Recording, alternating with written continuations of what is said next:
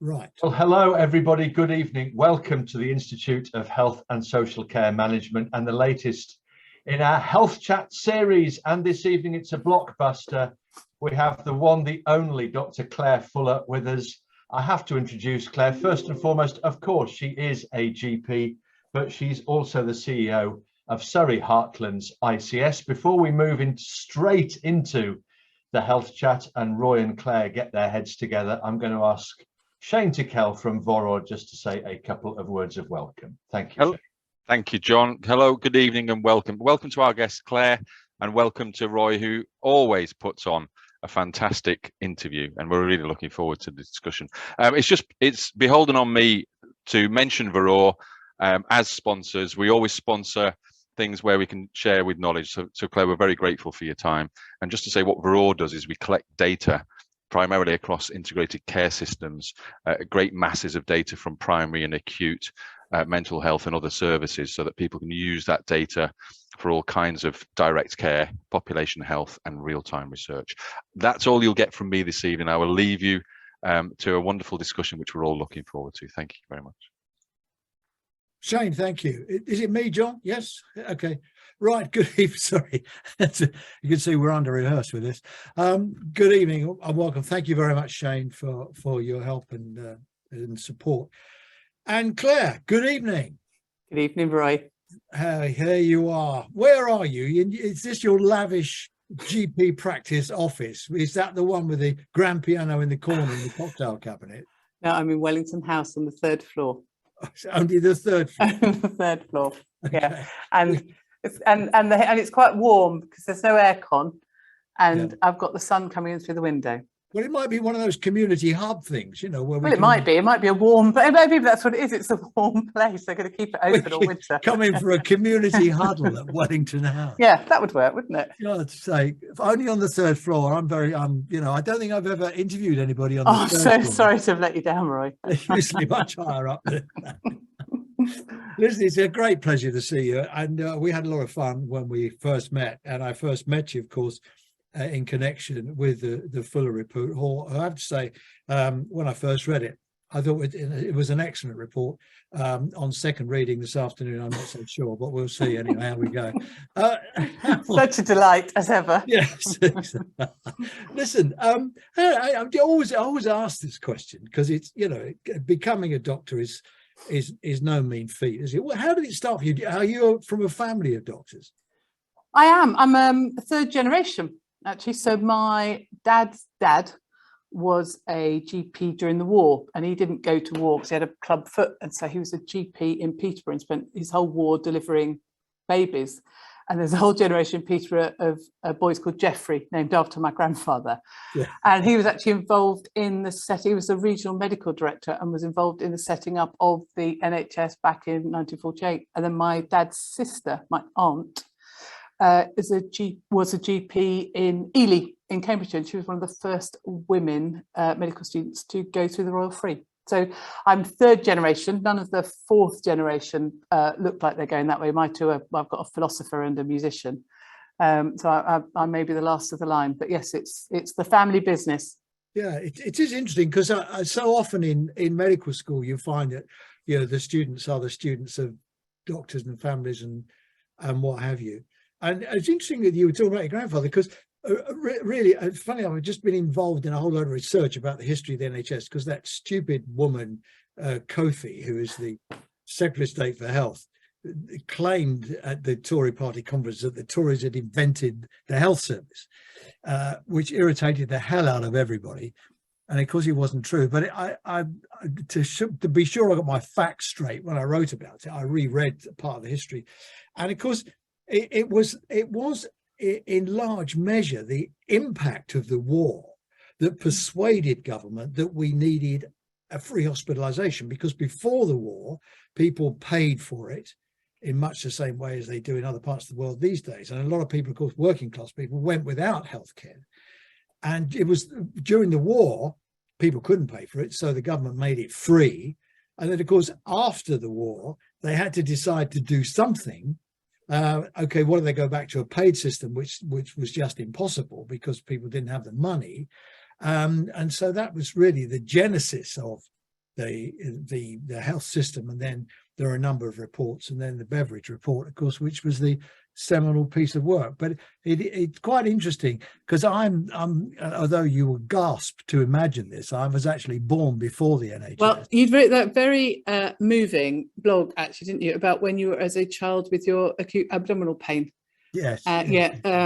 Which I have to say, I think was, well, I thought it was very affecting, and very much brought through, you know, the seismic change that actually the NHS had, and the impact it had on so many lives at that point. Yeah, well, it's kind of you to mention that, and thank you very much. I mean, at the time, the reason that I got so ill was that my mum didn't believe the NHS was actually free, and they couldn't afford it. My dad was had just come back from the war, and he was a window cleaner. He had a bad war, a lot of mental health problems, and he couldn't work indoors. And they didn't have any money. So my dad finally wrapped me up in a blanket at 10 o'clock at night and said, well, let's go and find out if it's free. And it was, thank God. And so how did he, I mean, do you remember enough of him to talk about? No, he died. No, he died before, even before my mum and dad met, actually. He died very young, sort of age, 51, 52. So no, I didn't meet him. My aunt always said, don't do it. It's a terrible job. It's a terrible job. Don't do it. But interestingly, I was telling this story only today, and again, it probably doesn't reflect well upon me, but I'll tell it anyway.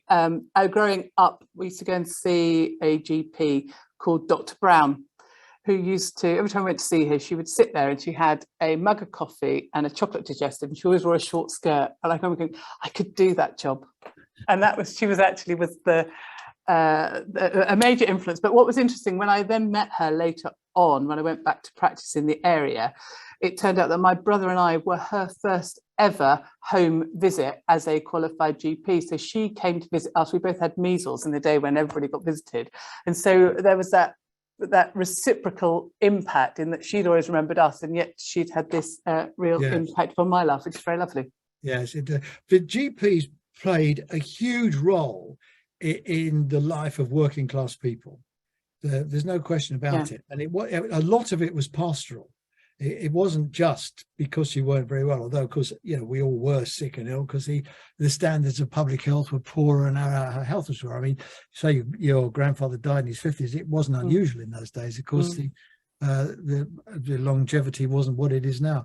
And of course, it's an interesting place, I think, for us to start, really. And that is, are we trying to track a path back to those days, or is there something else? And the sort of question that flows from that is, was there ever a golden age for primary care, for family practice? Let's call it family practice. I hate the idea of primary care.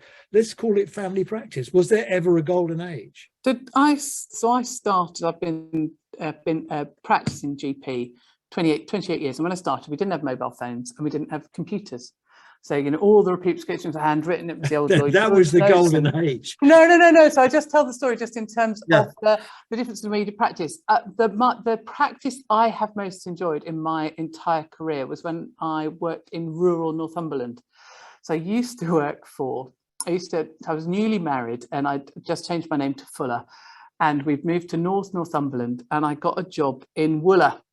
And I had much delight in phoning the local hospital saying, hello, it's Dr. Fuller from Wooler, which I know, brought me more joy than it probably should have done. But when I was there, I worked for a chap called Charles Dean, who single-handed, and I used to do 1 day a week for him, and I had small babies then, and so I could sort out childcare on that day. And then when he went away on holiday, I did everything, and my mum used to come up and look after the boys, so then I could actually have that sort of building. I could still feel I was having enough contact with patients that I felt I was still knew what I was doing. But the care we did there, the receptionists had grown up in the village. They knew everybody. They knew what time everybody came to pick up their pills. They knew if somebody didn't come that it meant something was wrong. And I used to have, because it was so rural, you'd go and so on a Tuesday, you'd go out to Otterburn, and you'd sit in the village hall, and everybody would sort of wait in the kitchen. And then you'd go to Mrs. I can't remember her name now, the woman's house. You'd sit in her front room, and they'd wait in the kitchen. And then you'd go and I'd have to deliver the pills to the pub and to the post office for people to get their repeat prescriptions, because it was so isolated. Now, we knew everything about everybody, and that felt like an incredibly privileged way to look after people. And I've never been able to work in that way before, since it was a smaller list size. So we were looking after 1,000 people who were also resilient and incredibly respectful. So I can remember, so they'd never had a female doctor.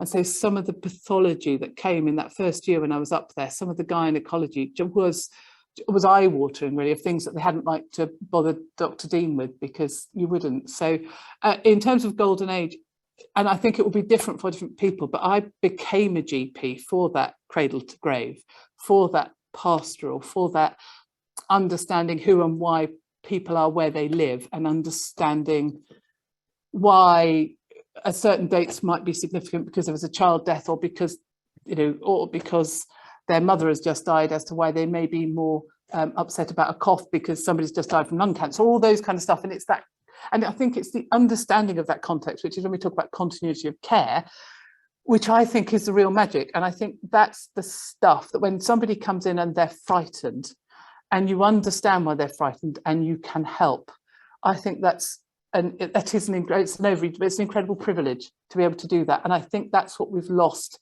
apart from in exceptional circumstances in general practice, in family practice today. Do you know, it's very interesting you said that, and it's kind of moving as well, I think, and I'm sure it's a set of sentiments that most GPs would probably say themselves if they had the opportunity. And I'm going to go back to we're here to talk about the Fuller report. I'm just going to, you actually say in the opening, in the introduction to the Fuller report, for generations primary care has been at the heart of our communities.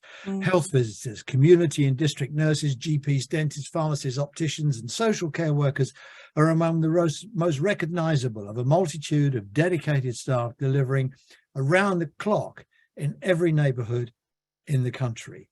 And then I think that later on you say that it took you by surprise, some of the things that you discovered and you found as a result of the stock take. So the stuff that was really specific, when we started doing it, you have to remember how we just had, you know, the British Social Attitude Survey had come out saying that people were more dissatisfied with the NHS than they were satisfied.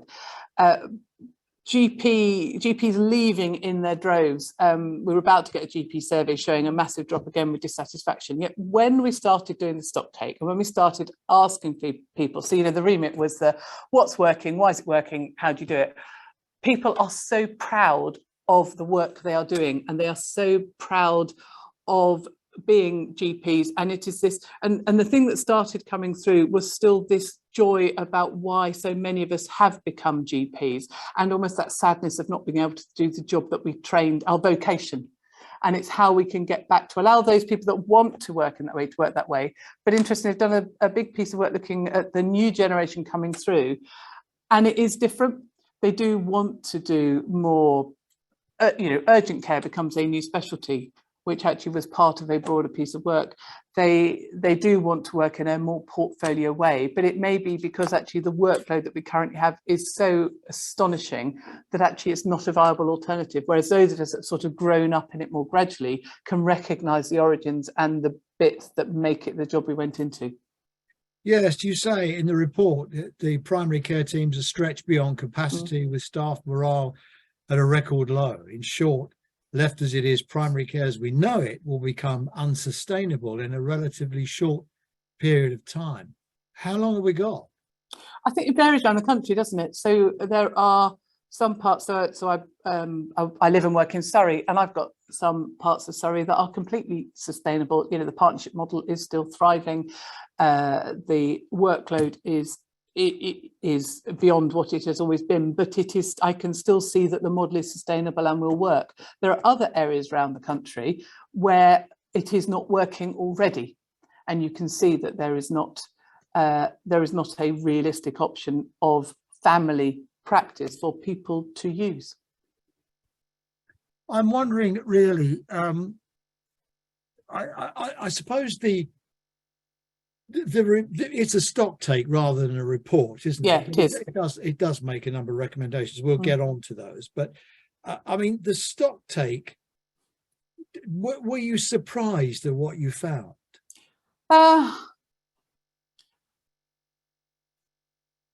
No, I think would be. So I was surprised at the thing that surprised me was the emotion that came with it.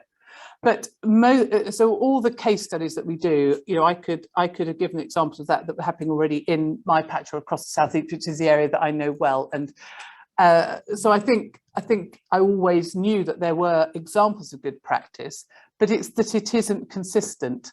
But the thing the surprising thing was this, that people wanted to talk about primary care and general practice and working in a different way. And that wasn't just about the profession, it was about the public, but it was also about other sectors within the NHS and about care. So the strength of feeling from all sectors of the health and care sector, I think was the surprising bit, because for all the rest of my career, nobody has really wanted to talk about general practice or about primary care.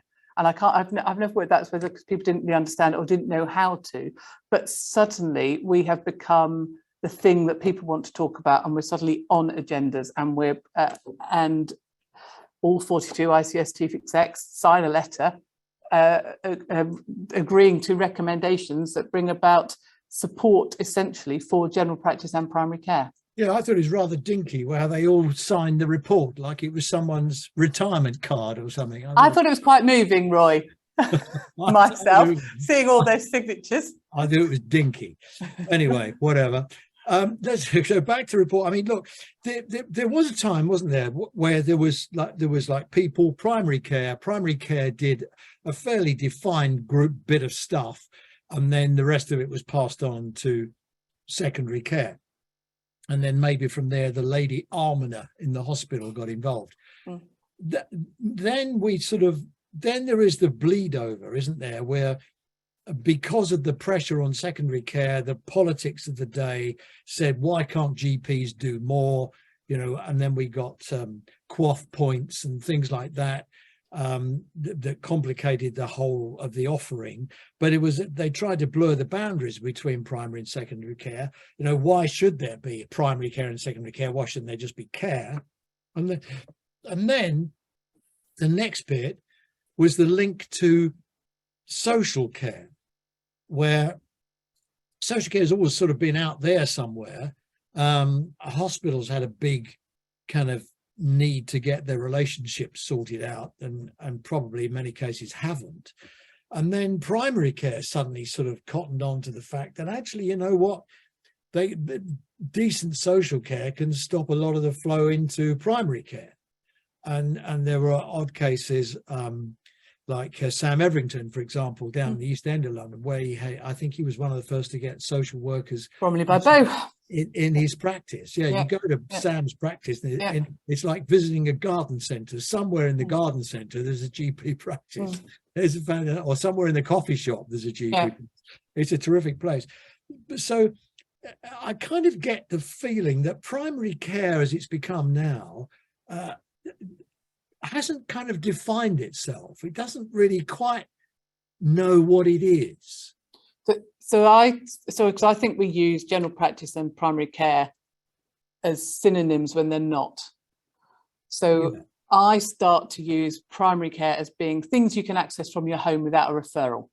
So actually primary care is general practice, but it'd be a community pharmacy, a dentist, your optoms, audiology, sexual health. I actually think 999, 111, they're all part of primary care. ED, they're all things you can access from your home without a referral. Then actually secondary care is things you need a referral for. And some secondary care things will happen in the community, might even happen in your surgery, or might happen in your home. But I think that, and again, we use secondary care as a lazy shorthand for hospitals, but actually some primary care happens in hospitals. And I think if we get clearer around that primary, secondary, tertiary care about being a referral and what that means, I think it helps redefine what you need in the model and how you would do it better. That's interesting, because you could develop that argument and you could say, well, a lot of the referral is for testing, and these days a lot of testing can be done in primary care. I mean, if you go to other countries, you get near patient testing done in primary care commonly. And I was reading an article in a magazine about American healthcare, where they've now got a portable mammogram. which is being offered in primary care. Just needs, they just wheel the thing in, and it's I mean, most mammography is done on machines the size of a wardrobe, but this is quite a small thing. So I mean, a lot of that could be done in primary care, but then you get into the who the hell's going to do it problem. Because in the report you rightly point out the workforce issues. So sometimes I think that's why it's about using workforce in different settings. So it may be that you want to use hospital staff working in a different building to provide care in a different setting, rather than assuming everybody will go to hospital. Let me just say, I mean, if you look at mammography, that's a radiographer, isn't it? Radiology. Does that redefine the radiographer? Because the radiographer is like secondary care, but actually but I don't think it is. The radiographer is where the test takes place. So I think radiography, so because it's part of a screening program, it is something that you access on the whole. So most mammography, cervical screening, all of that, it's stuff you access from your own home. I would say that was actually part of primary care. The building that happens, whether it happens in the back of a van in Tesco's car park, or whether it happens in a hospital, is academic. It is the actual thing you are doing is primary care, because you don't need a referral from a professional to access it. It's part of a national screening program. Same with the vaccinations. Same with technology is contributing to that. I mean, John and I most years have gone to a thing called Medica in Germany, which is the big trade exhibition of technology for the NHS. And there's a guy there from America. He's never really cracked it here, but he has an endoscopy system which is about the size of an electric drill. And the endoscopy bit is like dangling off the end of it. The fear you have with having big bits of kit being readily available is that we will use them. And actually we don't, and I've always run the worry of over investigating. So I know when I'm really busy and I've got 20 people waiting, well, not 20, I'll never be quite that bad, but how many people I've got waiting? 50 people waiting. That actually, if somebody then comes in with 4 problems in my 10-minute slot, I might see one and fix it, and then I'll send them off for investigations for those other 3, because I'm buying time. But actually, so a system that is running hot, and when you are stressed, you then further perpetuate the demand because you haven't got time to sort things out properly. And there comes a point where we have to sort of go, stop, we need longer, we need to pause, and we need to do this all in one. Which leads us really into the heart of your stock take, because what you're saying essentially, really, although it's a more complicated narrative, but fundamentally you're saying we've got to find other people to do some of this work. Yeah, we have. And that then gives you the euphemism of teams and all the rest of it, really. Yeah. So just take us through your thinking with that, because I think it started really with primary care networks, which were the invention of NAPSI, wasn't it? National Association. NAPC, the primary care home. So I think that was the ideology. James Kingsland came out and got a lot of money from the department and came up with primary care home, which I went and saw. I visited 2 or 3 of them, and I thought they were absolutely excellent. I agree. The problem was they needed local enthusiasts to do it, and because the moment you mandate enthusiasm, you lose it. And I think what's happened with the PCNs, which is the centralised contractual version of primary care home, is that PCNs at their best are like primary care homes, and they're incredible, and they're already neighbourhood teams. But where they're not working, it's where you've got 2 hours of a paramedic sitting over here, 3 hours of a pharmacist sitting over here, which neither impacts on anybody's working day nor improves patient care at all.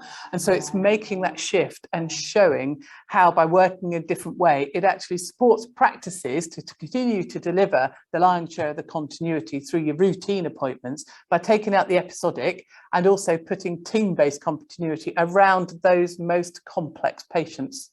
Yes, and there are very good examples. One of the things I liked about the report, and I'll just say to everybody watching this, if you haven't had a look at this report, it's not the normal kind of turgid read. It really is quite interesting, and it's the Fuller report. Just Google it; it comes up, and have a look at it. And there's, I was quite struck by Healthy Hide, primary care network. Yeah. I mean, there is a bit of a thing going on about people being pissed off with being told they can't have a primary care network anymore, and it's got to be something else. And I think that's been handled horribly badly, but that will probably tempt you into the politics of this that you don't want to go, particularly having regard to where you're sitting tonight. But But the Healthy High PCN, I just read it, employs 34 people across many different disciplines. That's the important bit, all of which are working to tackle health inequalities.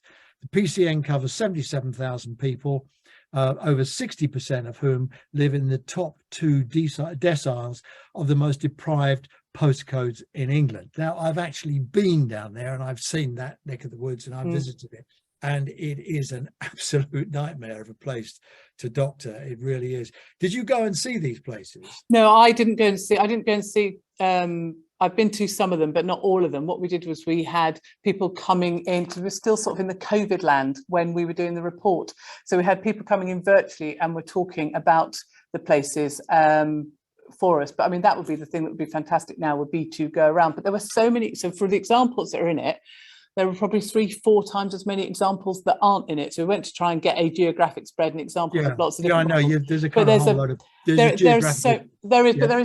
is so much good practice out there, and I think as we go to implementation, it's the looking at those models where it's already up and working to then take that learning and spread it. Yeah, there'll be lots like this, but they're just the ones that I mean, the whole political geography, you've got to, I understand you've got to do that. Incidentally, Shane has just put in the meeting chats the link to the fuller report. So Shane, thanks for that. But it really is, it is worth a read. And just to take a bit more from it, and this is interesting. It has 6 health and wellbeing coaches, 6 health and wellbeing coaches working in, ready, food banks, schools, allotments, and providing all kinds of English lessons and what have you for asylum seekers and refugees. Now, my question is that really your job? So my job as a GP, I think, is to provide holistic care for people. And so I think it. So for me personally, if somebody comes in, I feel the responsibility that I'm that person's advocate, and I want to try and help, and I want to try and make it better. And sometimes that is about a medical thing, sometimes it's a physical thing, sometimes it is a psychological thing, sometimes it is that people are frightened, sometimes it is other bits. There will be many other people more skilled at sorting out some of those other problems, but at the moment there are a few other places that people can go to seek help. And part of why we need to re-describe the way we work is to help people find the most appropriate person for them. And it's like, and I'm not an expert on housing, I'm not an expert on half these things, but to say it will often be the thing that will contribute both to the physical health. So if somebody's living in a house without a roof, and their respiratory conditions are going to be terrible. If somebody is frightened, they're not going to care about the cataracts or the diabetes. So there is almost the bits that we need to help people sort for us to ultimately improve their health outcomes. And that's the whole integrated care system, the wider determinants of health. The NHS on its own is only 20%. It's not the first time we've been here, Claire. I mean, in what is laughingly described as my career, at one point, I was the chairman of the housing committee in a local authority. Yeah. And we used to have we used to get, we didn't want them, but we used to get letters from a GP saying, dear Councillor Lilly, please find a nice warm 2-bedroom flat for my patient Mrs. Bloggs, who's got asthma and is living in a dump and blah blah blah. Yeah. And we didn't actually have medical criteria, but we used to have to kind of take it into account. I suppose really what we're saying is that because of the locale and the ease of access, and I'm not talking about getting on the phone for hours trying to get an appointment, but I mean the geographical access, you're as handy as Tesco's, really, aren't you, to go into and try and get something sorted out. But that help doesn't necessarily need to come from a GP. No. But actually that's this point about how if you bring people together with all the different skill sets, actually hopefully people will find the most appropriate help to improve things. Well, it's interesting because in the other end of the country, you've got an integrated clinical pharmacy service in the Wirral. Sutton. Oh, okay.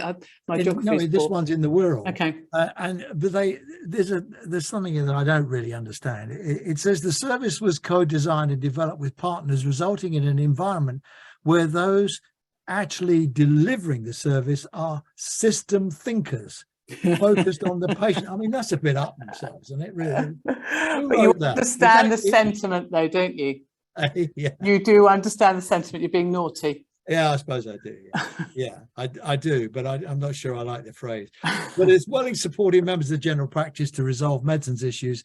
The joint pharmacy team are also invaluable assets in the day-to-day running of practice. I mean, I know a lot of people want pharmacists to do more, don't they? Yeah. Well, they're not really trained to diagnose. That's the problem. But they can be, can't they? And they can be trained to prescribe, and actually an awful lot of they're non-medical prescribers, aren't they? Yeah, but there's a lot of self-limiting things that actually pharmacists can do.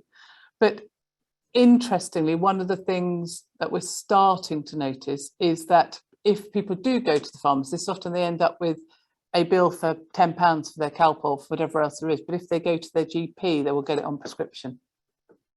Yeah. I'm not sure about pharmacy. I mean, I'm not in any way critical of pharmacists. I mean, they do a great job, but you know, if you go in there and you've got a headache and you don't know you need paracetamol, there's something wrong with you. But you may know that you need paracetamol, but you might be on 12 other drugs and you don't know that it's safe for you to take paracetamol given the context of everything else that you're on. Well, I suppose there is that. So I think there is a really valuable role for pharmacists actually, and often in terms of when people, when people come in for their repeat prescriptions, making sure people actually understand how and why they're taking the prescriptions.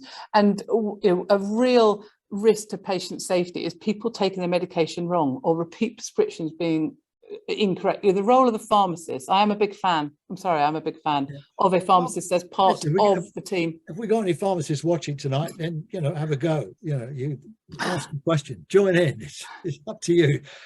Don't miss the opportunity. Now, I think you were referring to the Foundry Healthcare.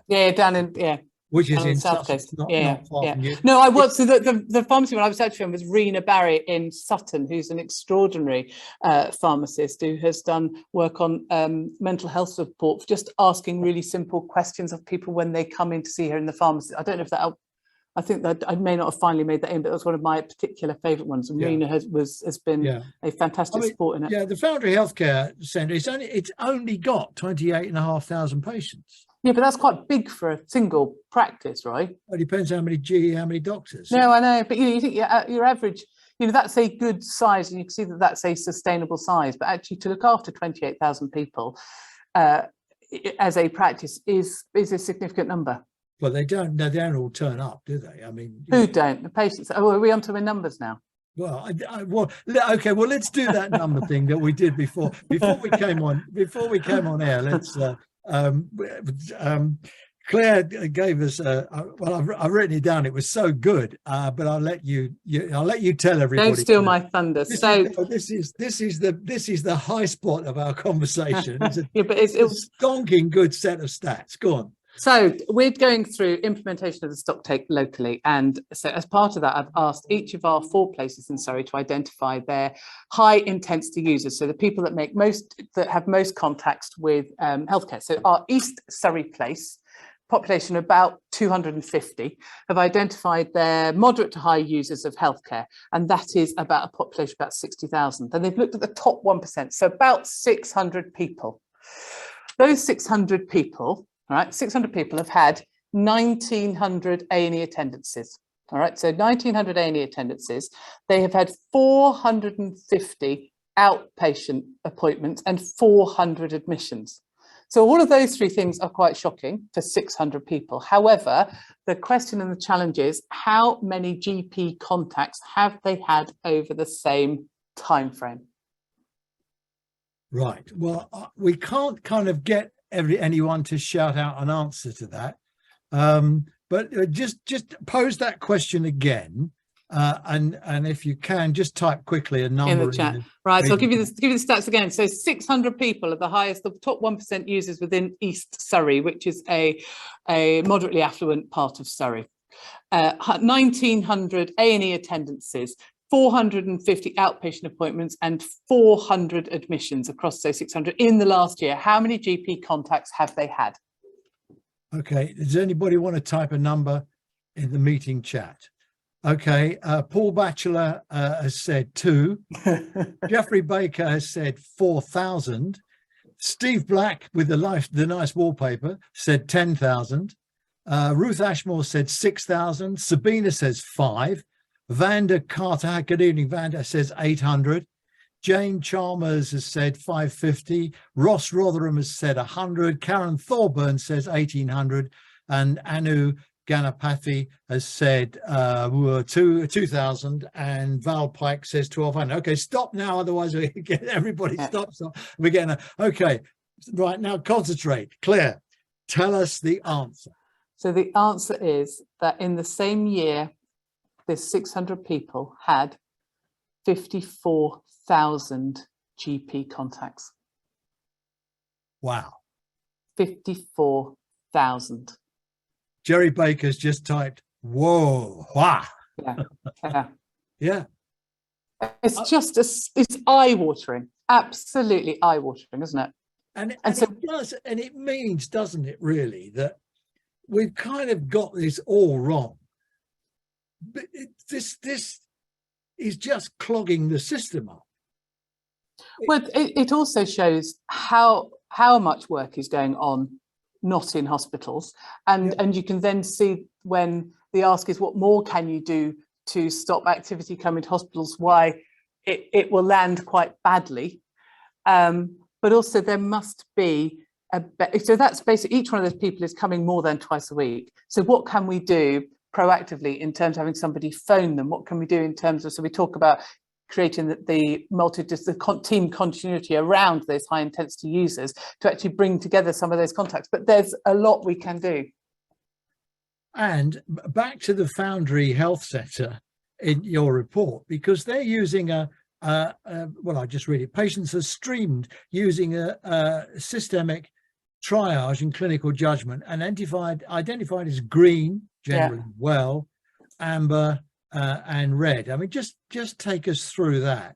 So the green will be your well, my children, so no long-term conditions, fit and well, probably with something transactional like I've got a weird rash, am I infectious? Or it'll be somebody that suddenly played rugby after 20 years and's got a swollen knee, and actually they're fit and well, so they're green, they don't come and they're there. Your reds will be the 12 long-term conditions, looking after somebody with dementia and a cat, and they've got heart failure and renal failure and diabetes and Parkinson. They will be red, and they will need to be seen by somebody. There's somebody that will be amber, will probably be all the rest of us that might be on might have one long-term condition that actually we're quite good at self-managing, and would probably be quite nice to see the person that we know.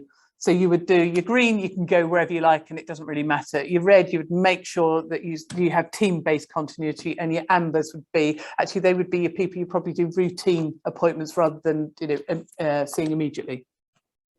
It's an interesting approach, because also if somebody who is green suddenly rings up and says, I want to see the GP, you know it's serious, don't you?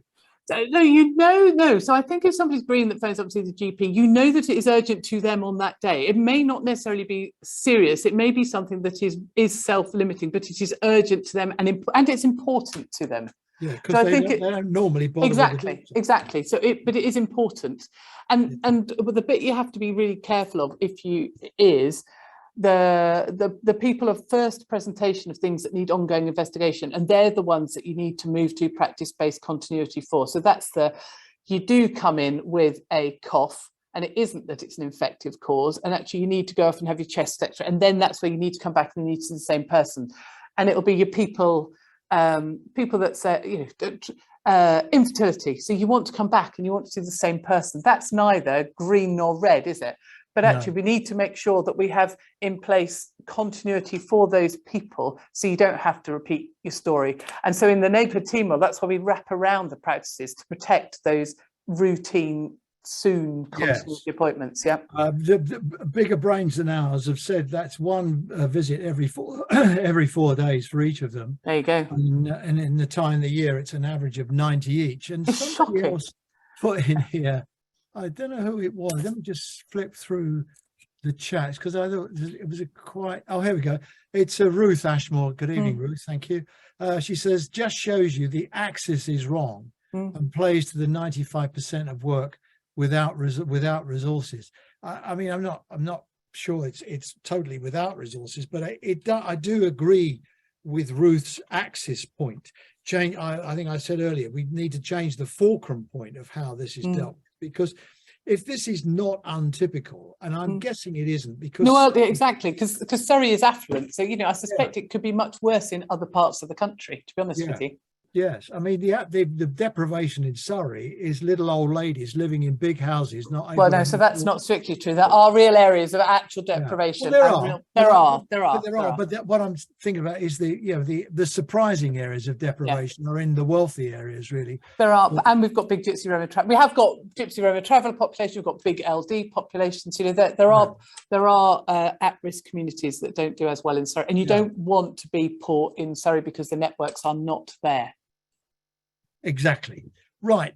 So I mean, the report, which is why I'd like people to read it, is full of actually good stuff, but it's disparate. It's the problem that we have with the Academy of Fabulous Stuff. It's full of fantastic stuff. If everybody did everything, the NHS would be so much better. How do you see rolling out these fantastic examples of really good services? In Frimley, for example, is the anticipatory care model. Which I think is absolutely bloody fantastic. It's flagging up where the problems are going to come from. If you download the report, it's on page 14, and people are identified to be in the scheme where their frailty is identified. I mean, it's pretty obvious when you think about it. It just sorts out people who are likely to need services and heading it off in the past. I mean, how much of this, or let me put it another way, what are you doing to get people to do this stuff?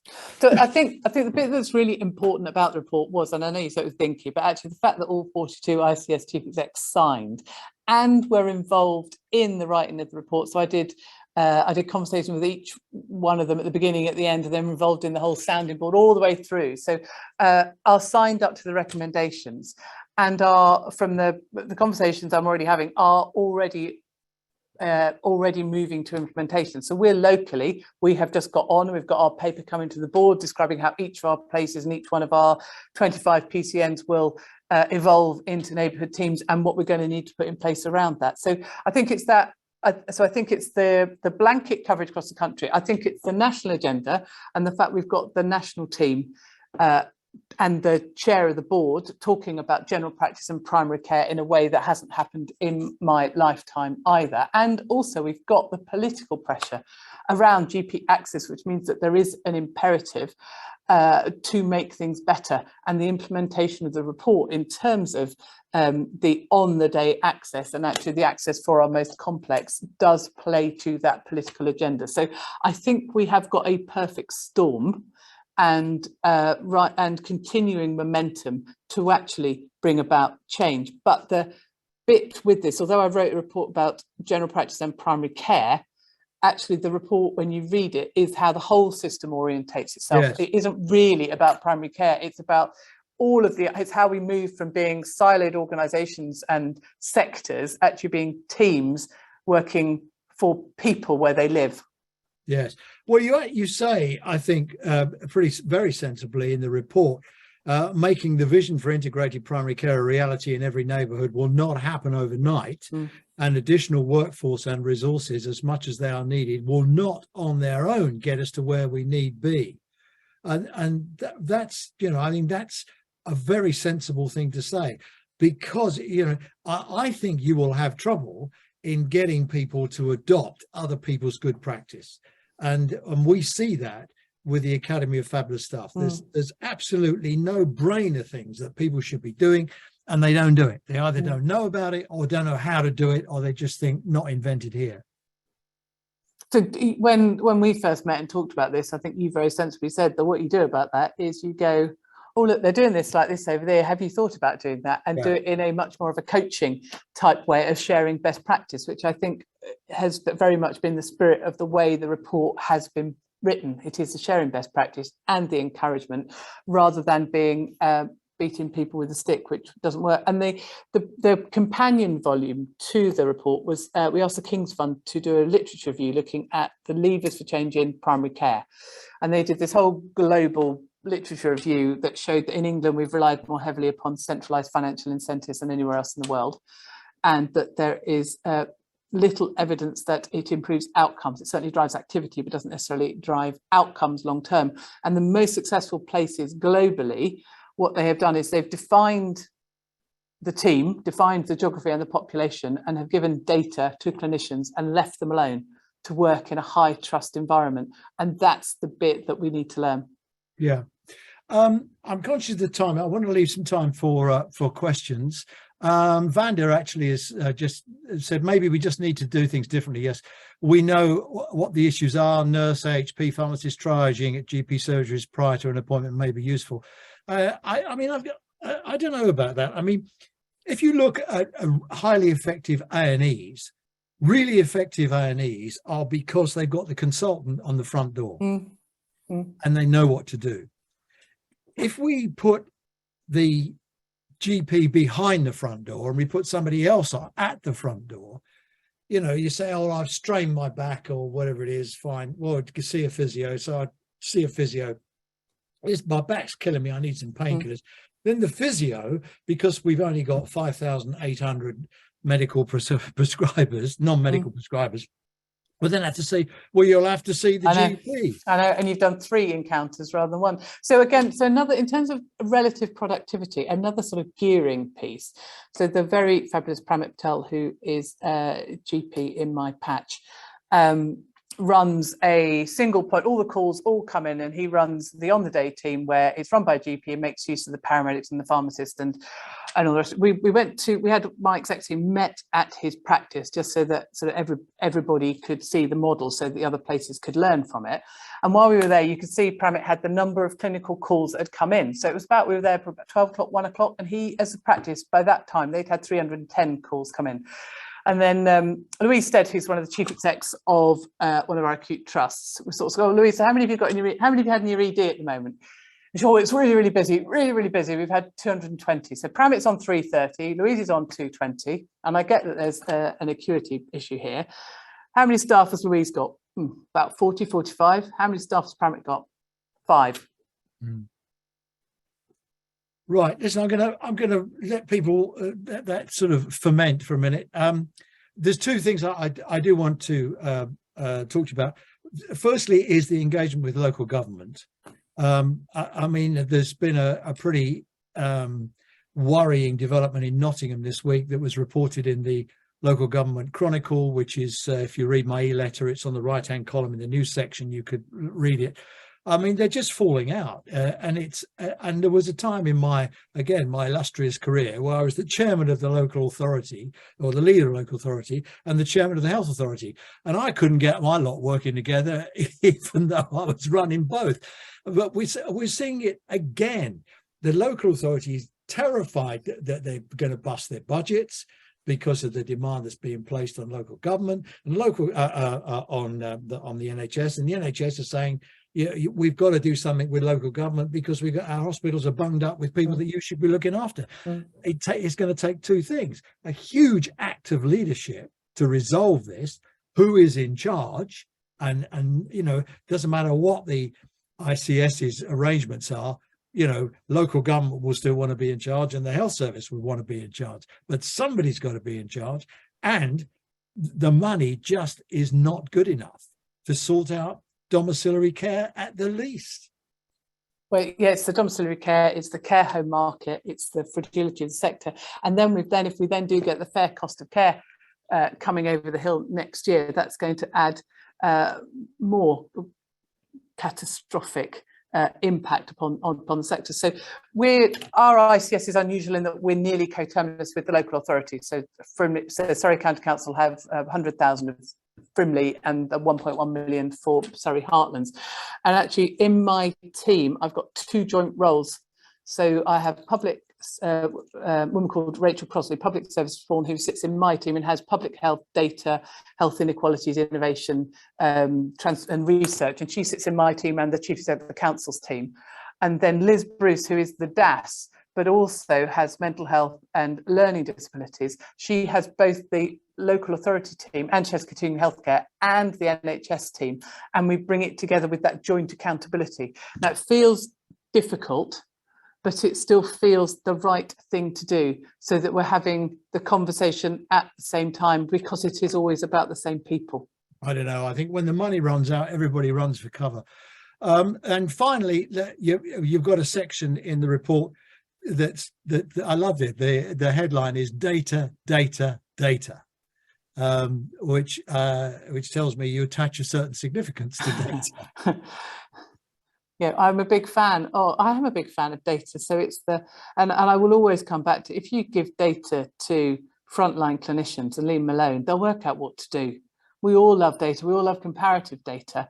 And we like to talk about it. And the way, at the moment, one of the biggest risks, I think, in the NHS is this gulf between primary and secondary care, and the way to bring us back together. When I started, I used to have phone numbers for consultants that I could go and say, I am worried about Mrs. So-and-so, and you'd have a 10-second conversation and it would be okay. It doesn't work like that anymore. But actually, if you can bring clinicians together to look and talk about data and talk about what is right for patients, I think we stand a chance.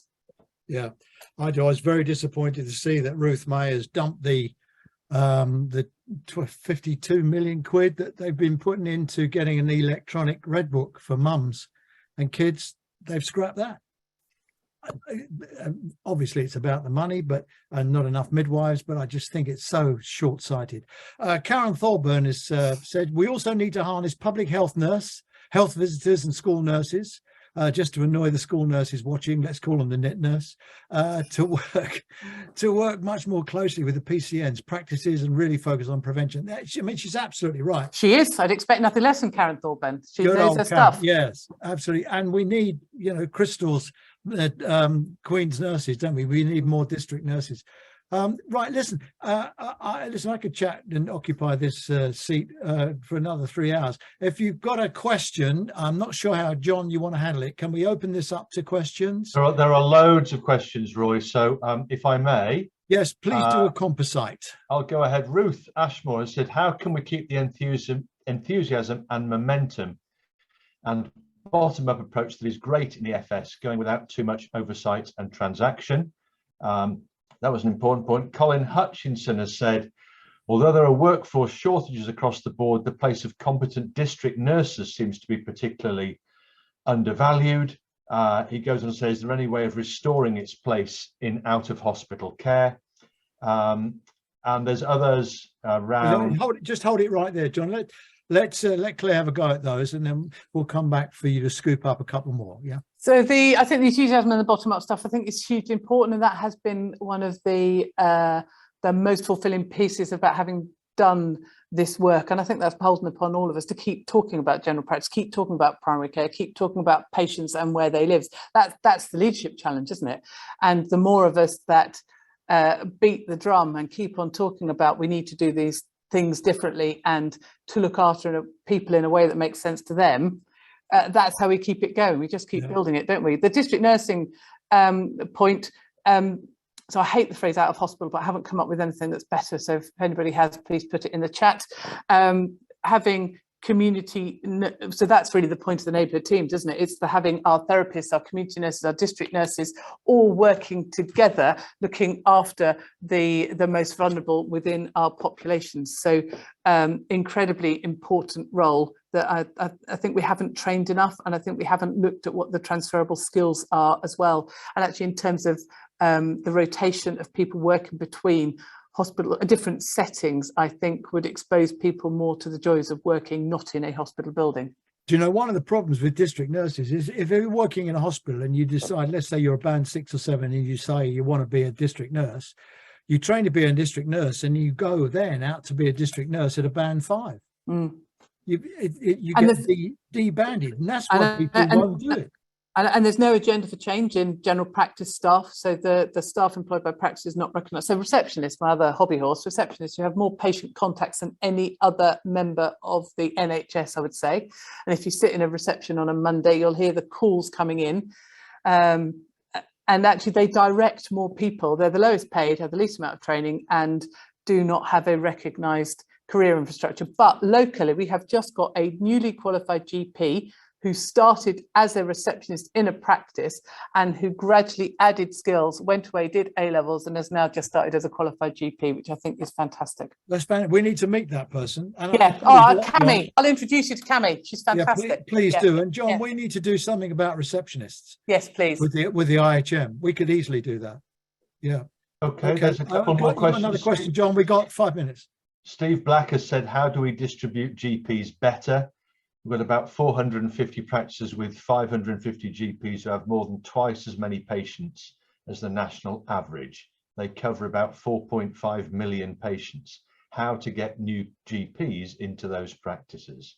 Yeah, you've got to make it attractive, haven't you, to be somewhere to work. So it's not difficult. Can you do that? I mean, they've tried the golden handcuff thing, haven't they? I mean, doctors, let's face it, doctors are middle-class people with middle-class families and middle-class attitudes and what have you, however kind they are. They've got a family. They want their family to live somewhere nice where the schools are decent and it's safe. And a lot of places where GPs work, you can't say that about a lot of the places. I think we need to look at how we attract people. So when we started doing this, we started talking about the model of how you integrate into neighbourhood teams, but there are some places where you haven't even got people to turn the lights on. You haven't even got people just to do the really basics. And in those circumstances, we need to think about how we might deliver care differently. And I don't know, and we didn't look into contracting or the partnership model or the finances, but in particular, these areas tend to be our areas of greatest deprivation. Yeah, actually, we do need, it's the inverse care, but it's the inverse care law. Yeah. And actually, we need to look at how we provide care to these most vulnerable people in a different way. And I haven't got the answers to that, but I think the answer is satellites. You make them satellites from other practices, so they just go and work there on a rotation. Yeah, that's a kind of quick answer. John, perhaps final one. The importance of lifestyle doctors, wellness lifestyle doctors. And kind of linking with that, Val Pike talks about how do we cut through problems with patients visiting GPs with mental health conditions that often underlie their physical conditions. This is back to the social prescribing, fully integrated service offers linked with lifestyle promotion, I guess. Your thoughts on that? Yeah, so I don't have it. So I would probably say in my surgery, 60-70% of the people I see have got underlying mental health issues or mental illness.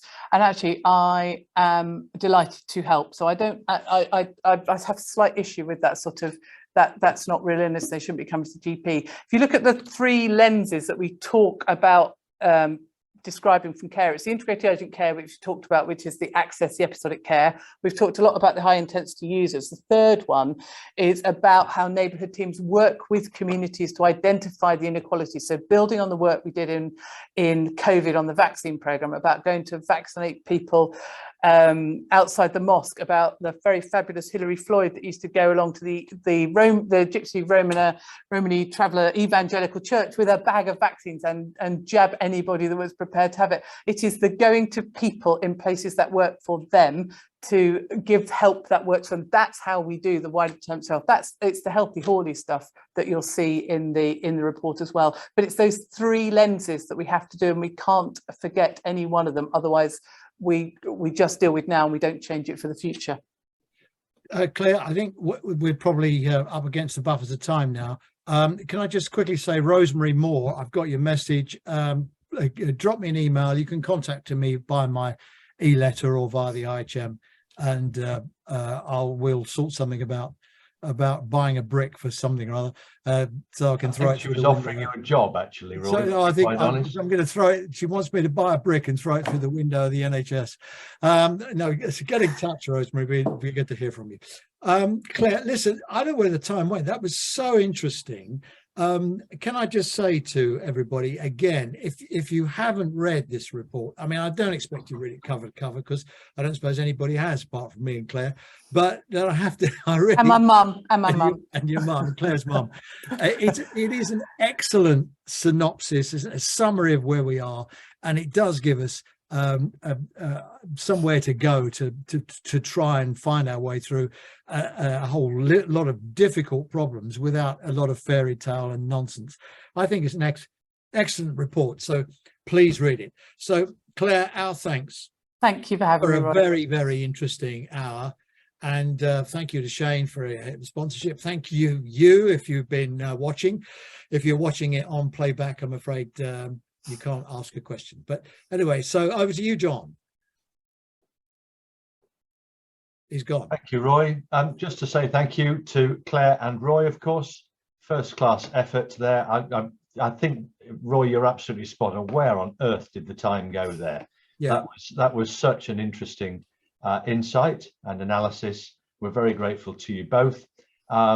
Also, if I may just draw attention to people to the national conference of the Institute taking place on the 10th of November. We have Anne Marr, Chief Executive of St Helens and Knowsley NHS Trust, kicking that off at the outset in conversation with me, and a galaxy of fantastic stuff as well. Do please sign up to that. It's not one to be missed. Beyond that, I'm going to wish you all a very good evening. Thank you very much indeed for taking part and joining the audience this evening. And special thanks, if I may, to Williams Medical as well, joint sponsors with Varroa this evening. We're very grateful to them for their support. But that's it for today. Thank you all very much. Good night. Safe travels. Bye-bye.